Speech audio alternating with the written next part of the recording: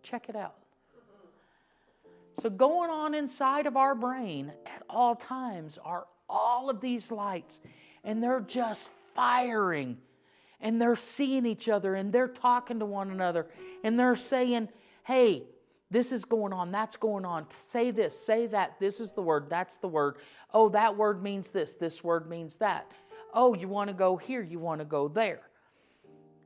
And then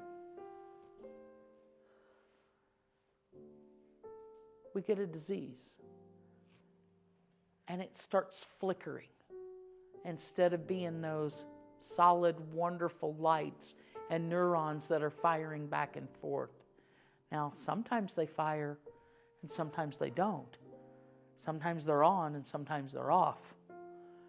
And then sometimes they start to just dim. And they keep dimming. And they dim some more. Until there's no more. Most people with Alzheimer's, do you know what they pass away from? Most pass away from pneumonia because they aspirate from swallowing. So breathing's an involuntary action. So it's not one that we truly do remember how to do. But swallowing is a voluntary. So when we swallow, we actually, believe it or not, somewhere in there we think about it. It's kind of like talking. Somewhere in there we think about it. It's voluntary for me to do this. So